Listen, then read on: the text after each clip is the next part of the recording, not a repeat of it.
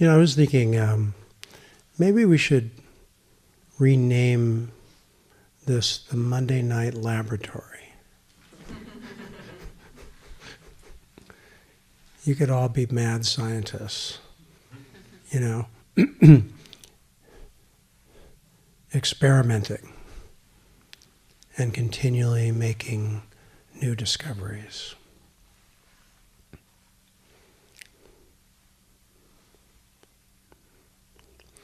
Ironically, we want to know because we think that's going to make us happy. But happiness is really the realm of not knowing. When something is known, it's already a concept. It becomes a concept. It becomes a thought or a belief or something like that. Conclusion. So how can we live, how can we be here without interfering with reality? Actually, rather, how can we be here so that we're intimate with reality? So that that so-called barrier of me and my experience dissolves.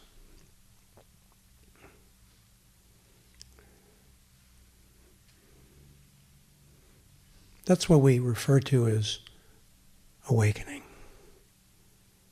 When the separation of me and my experience dissolves, at least for a moment. Then there's a moment of brightness or love or connection or peace.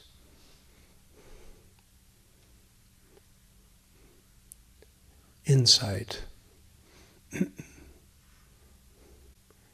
There's infinite numbers of ways to describe awakening to this reality right now.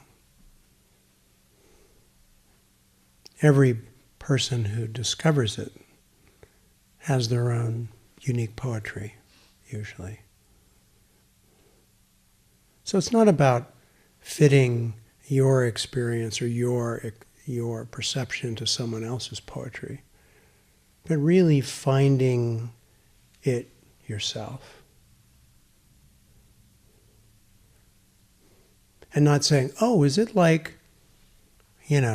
Bozo the Clown's awakening? The guy with a squeaky nose and the big feet? He looks happy.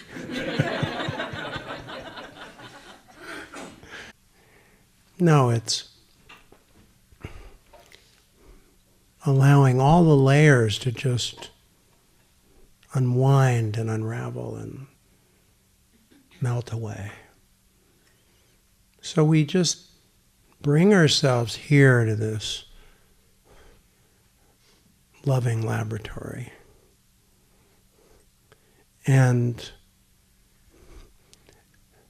add a dash of compassion and maybe a few gallons of patience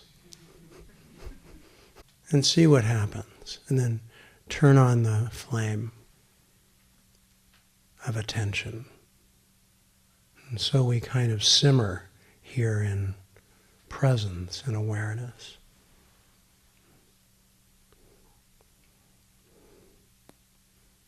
It's like a fertile ground that brings forth life.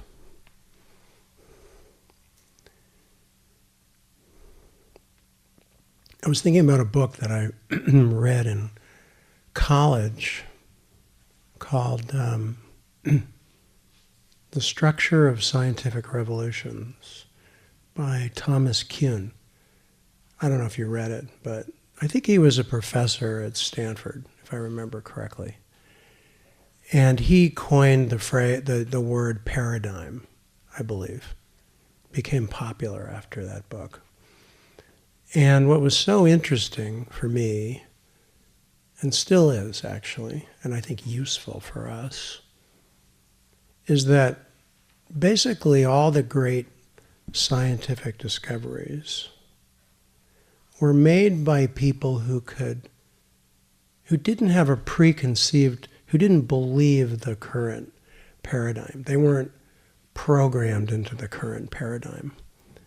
They weren't in the, mass trance of belief. But because of that, they could actually see the anomaly in the paradigm, that which was somehow, wait a minute, this doesn't fit. And then made a discovery. The greatest discoveries were people who could see the anomaly in the paradigm.